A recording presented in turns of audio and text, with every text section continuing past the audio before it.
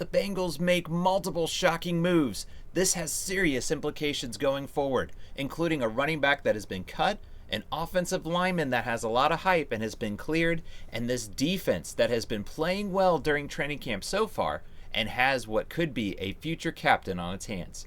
Welcome to the jungle. This is Zack Coffman with Bengals Digest. So happy to see all you Bengals fans and showing your stripes. We appreciate each one of you. And if you want to join in on this community, smash that subscribe button so you'll be up to date when our new videos drop. And as we're going through training camp, you'll be all up to date on the latest and greatest news that's been going on. Well, Trey Hendrickson might be stealing the headlines. Carson just did a video on that. He is in camp. That's great news as a Bengals fan because we want the drama put behind us. Although he still does not have a new deal as of this recording, he is in camp. So that's great news. That's going to be the headline showing that he is in camp. Of course, Shemar Stewart just signed his contract and is in camp. He is so far also making some waves. So keep an eye on Shemar Stewart because the Bengals are going to need him this year. Let's just be frank. This defense needs all the help it can get. But in terms of other moves that have been going on in training camp, Bengals have been busy. One specific is that the Bengals made a few roster moves. They cut a veteran running back, which was already kind of getting a little crowded. They had 4 running backs on hand, but it is Zack Moss that was cut, and that's going to be interesting going forward. We did a video on that of all the running backs in that room. Really, all of them had their own strengths, all their weaknesses, but now it's becoming a little bit more clear that they have cut Zack Moss. They are going to be going with Chase Brown as the starter. That goes without saying, but you've also got Taj Brooks, who's getting a lot of attention in training camp and when he was drafted. He was what was considered the steal of the draft for the Bengals, only being drafted in the 6th round. He probably would have went a lot higher if this running back draft class was not so deep. So the Bengals are really excited to see. I'm excited to see. I don't know about you guys, but the running back room I think is being overlooked. Chase Brown is one that solidified his starting status. I'm excited to see what he does. He's already rising up a little bit in fantasy. If you do fantasy, there's a lot of drafts kind of projecting him to go off. So a lot of excitement around the running back room. And then you got Samaje Perine coming back as kind of that reliable 3. And that's what Zack Moss probably was going to end up being, just more of that third down back if he ended up making the team. Unfortunately, he had that neck problem, and there was also reports that he was not going to be able to play. So that was still up in the air. The Bengals had already cut his salary down by $1.7 million. So they had already freed up some cap space. Now by releasing him, that's going to be another $1.7 million. So those are the moves. But another one that's kind of interesting is Seth McLaughlin passed the physical and is clear to practice. This guy's getting a lot of attention. If you follow the Buckeyes, if you're also a Buckeye fan, you know this guy was projected to be one of the better offensive linemen in the draft. The Bengals were able to get him during the undrafted free agent because of an Achilles. It was 8 months ago. He's coming back from that injury. So this is great news that he is passing the physical. He is clear to practice because this is one to look out for. Even though he was an undrafted free agent that they picked up from the Buckeyes, look out. This guy could make some noise. Who knows? He's still coming back from that injury, but you hope that maybe he can progress. And Ted Karras is not going to be around forever, so he could be the center of the future. All the projections had him probably a high draft pick, at least a 2nd rounder is what some were saying before the injury. It's all hearsay. You know, it is what it is at this point, and this could be another steal that the Bengals have got due to, unfortunately, an injury that he fell so far that he didn't even get drafted. But still, this is excitement. You want to see what's in the pipeline because, again, not all these players are going to be here all the time. You have salary where players move on. So this is exciting to see that he's cleared, exciting to see what he can do. Even coming back from injury, they might be limited in seeing what he can do. But keep an eye on him. He's a name that's been thrown around a little bit, but there's a good reason for that. If he comes back healthy, he could be the starting center for the Bengals in the coming seasons.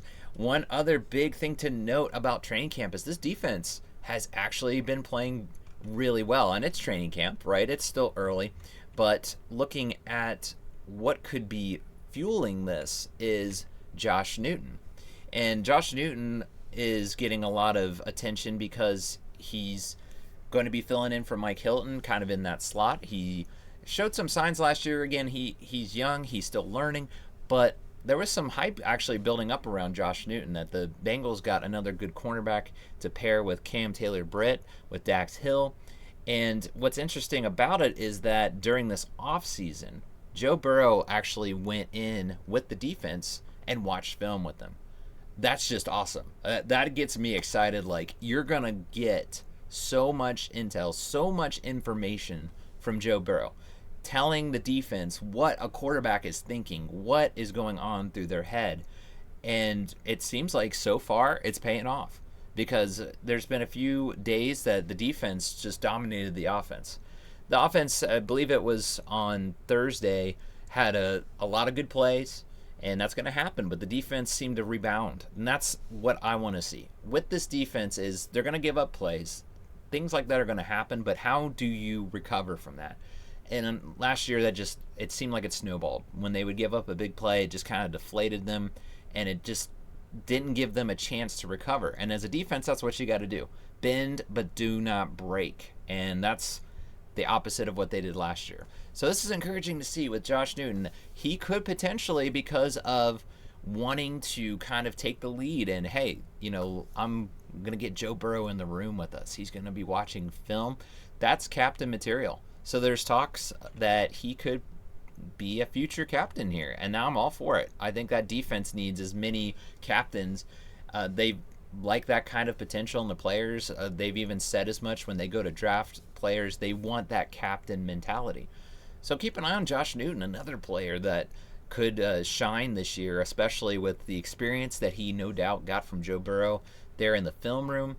I'm all for that kind of stuff. The little things really do add up. You go back a few years ago when Jesse Bates was here, he kind of did that. He took the lead, and he actually got all of the secondary, I believe it was Microsoft Surfaces, one that they could read and all be connected with the playbook with different formations. When players take the lead like that, I'm all for it. You got to do that. This is a young team. This is going to need, again, all the help it can get, but there's potential. When you watch these players, you see them shine at times. They just need to get those little wrinkles ironed out. That's what was the problem last year. They were young. They were going to slip up at times.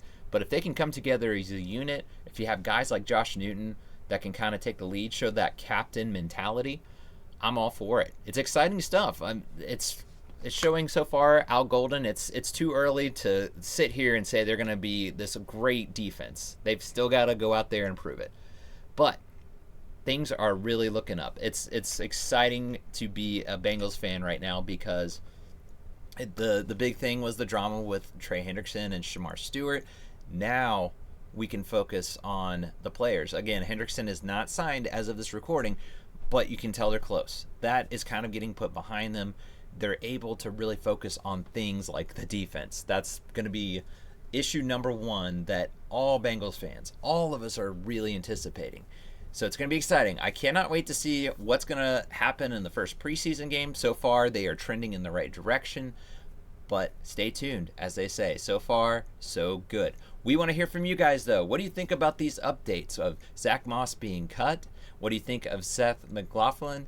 And what do you think of Josh Newton kind of emerging as that captain in that cornerback's secondary room? We want to hear from you guys, so be sure you comment. Let us know your thoughts and any other players that you're excited to be watching in this training camp. As we see the position battles, we see these young players develop. We want to hear from you guys. And again, as always, make sure you are subscribed so you're up to date when all of our new content drops. So that's going to do it for now, guys. As we say, Hoo Day.